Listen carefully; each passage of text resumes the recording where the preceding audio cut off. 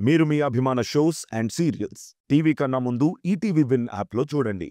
Download and subscribe to ETV win app. 99 రూపాయలు మాత్రమే.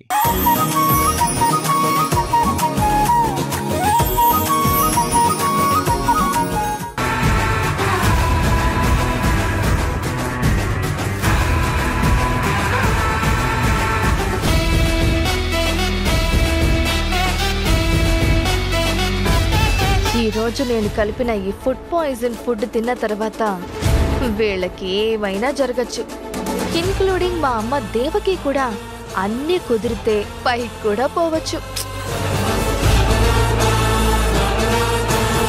దాంతో ఇదంతా నువ్వే చేసావు అని ప్రూవ్ చేసి నిన్ను పర్మనెంట్ గా ఈ కుటుంబానికి దూరం చేస్తాను రాత.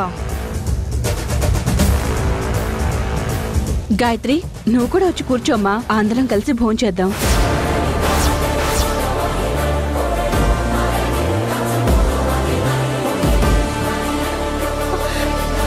ఇప్పుడు కానీ నేను వీళ్ళతో పాటు తింటే నేను కూడా వీళ్ళకి తోడుగా కైలాస యాత్ర చేయాల్సిందే. అమ్మో, ఏంటి గాయత్రి అలా చూస్తున్నావు? వచ్చి కూర్చో. పర్వాలేదా ఆంటీ, నేను తర్వాత తింటాను, ముందు మీరు తినండి. అదేంటి గాయత్రి, నువ్వు తర్వాత తినడం ఏంటి? నీతో కలిసి భోజనం చెయ్యాలనే కదా పార్టీ ఇంకా 4 రోజుల తర్వాత ఉన్నా ముందుగానే పెట్టుకున్నాం. నువ్వు మాతో పాటు వచ్చి కూర్చో. ఎలా తప్పించుకోవాలరా భగవంతుడా, నేను కలిపిన పాయిజన్ ని నా చేత్తోనే తినిపించేలా ఉన్నారు.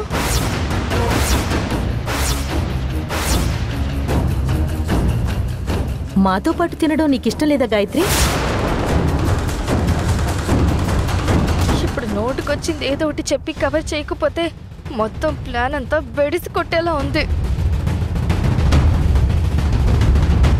అయ్యో అదేం లేదా ఆంటీ, పాపం విన్నొక్కతే వడ్డిస్తుంది కదా, తనకి సహాయం చేద్దామని. పైగా మీరందరూ నాకు ఆత్మీయులు. ఎక్కడో అమెరికా, ఆస్ట్రేలియా నుండి వచ్చారు. మీరు అమ్మకి చిన్నప్పటి నుంచి స్నేహితులు, శ్రేయోభిలాషులు. మన సాంప్రదాయం ప్రకారం అతిథి దేవో భవ అంటారు కదా. అమ్మ మీకు స్నేహితురాలు కాబట్టి తను మీతో భోజనం చేస్తుంది. మీరు నాకు అతిథులు. అతిథి సేవ చేసుకొనివ్వండి ఆంటీ. స్నేహితులందరూ చక్కగా మాట్లాడుకుంటూ విందుని ఆరగించండి.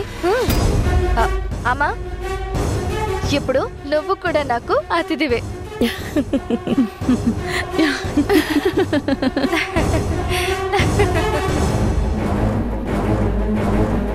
దేవకి, నీ కూతురు కూడా నీలాగే ఆలోచిస్తుంది. వచ్చిన అతిథుల మీద ఆప్యాయత, అమ్మా నాన్నల మీద ప్రేమ, ఎవ్వర్నీ నొప్పించిన తత్వం, మాటకారితనం అచ్చు నీలాగే అనిపిస్తుంది. నా బొంద, మీ నుండి తప్పించుకోవడానికి నోటుకొచ్చింది వాగాను, మీరు కనెక్ట్ అయిపోయారు. అవును, తను నా కుటుంబానికి ఇన్ని సంవత్సరాలు దూరంగా ఉన్నా విలువలు, విశ్వాసాలు ఏవీ మర్చిపోలేదు. అందుకే నా కూతుర్ని చూస్తే నాకు చాలా గర్వంగా ఉంటుంది.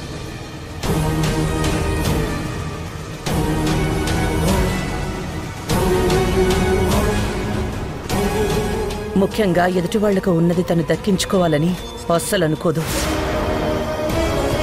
అర్హత ఉంటే అన్నీ దక్కుతాయి అనుకుంటుంది. నాది అనుకున్నా నా వాళ్ళ కోసమే నా తాపత్రయమమ్మా. ఇక్కడున్నదంతా నాదే, ఇక్కడున్న వాళ్ళందరూ నా వాళ్ళే. నిజం నాకు తెలిసినా కానీ అపార్థం చేసుకుంటున్నారు. ఒక్కసారి నిజం తెలిస్తే మీరే నా దగ్గరికి తీసుకుని ఆనందిస్తారు. అమ్మా, ముందు అందరూ భోజనం చేయండి. చేయండి. అమ్మా, నేను కూడా భోజనం చేస్తానమ్మా. రే రోషన్,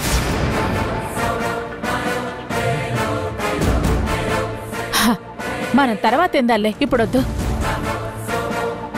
అదేంటి మాధవి, రోషన్ ఎందుకు భోజనం వద్దంటున్నావు? తిన్నివ్వు. లేదక్క, మన గాయత్రి అతిథులతో ఎలా ఉండాలని చెప్పాక నాకు ఆ ఇంపార్టెన్స్ అర్థమైంది. అందుకే అంటున్నాను, చిన్నవాళ్లకైనా పెద్దవాళ్లకైనా అతిథి అతిథే కదా. రోషన్, మనం తర్వాత తిందాలే నాన్నా. సరే అమ్మా, నో ప్రాబ్లం. ఇంట్లో ఇలా అర్థం చేసుకునే మనుషులుండడం నిజంగా నీ అదృష్టం. సరే సరే, లేట్ అవుతుంది, భోజనం చేస్తూ మాట్లాడండి.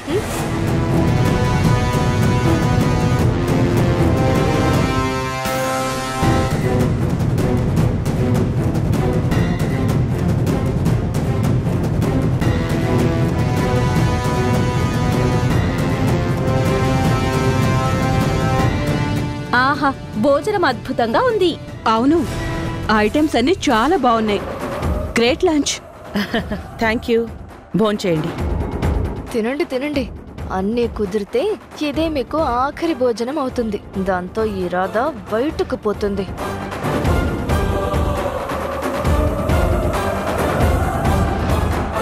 పాపం, ఒక్క మనిషిని బయటికి పంపించడానికి ఇంతమందిని బలివ్వాల్సి వస్తుంది.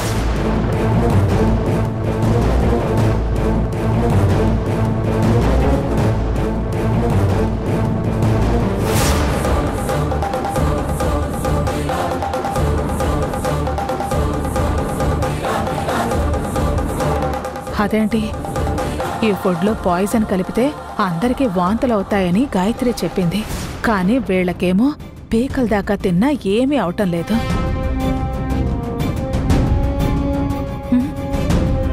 ఇంకా ఎంతసేపే? కొద్దిసేపే.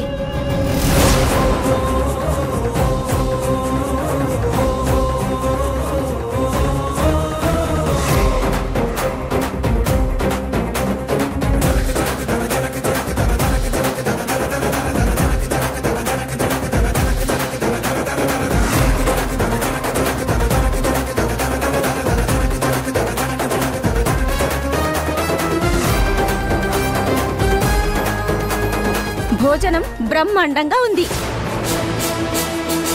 ఇలాంటి తెలుగింటి సాంప్రదాయం భోజనం తిని ఎన్ని రోజులైందో. నిజంగా సూపర్. ఈ రోజు తినే ఈ భోజనంతో వారం పాటు ఏం తినకపోయినా పర్వాలేదు. ఇదంతా మా రెగ్యులర్ చెఫ్ నాగరాజు చేసిన మ్యాజిక్ మాత్రమే. కీపిటప్ నాగరాజు, వంటలు చాలా బాగా చేసావు. మా నమ్మకాన్ని నిలబెట్టావు. మాధవి అక్క, అనుకున్న దానికంటే ఎక్కువ ఇచ్చి పంపించు. అలాగే అక్క. ఆ రోజు నా చేతి వెంట నీ కడుపు నిండా పెట్టాలనుకున్నానమ్మా. అది జరగలేదు. కానీ అనుకోకుండా దేవుడు ఈరోజు నాకు ఇలా అవకాశం కల్పించాడు. నాకు చాలా తృప్తిగా ఉందమ్మా.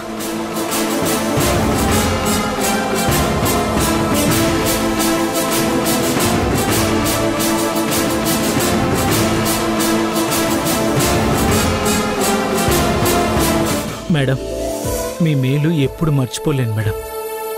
అందరూ భోజనాలు చాలా బాగున్నాయని మెచ్చుకున్నారు.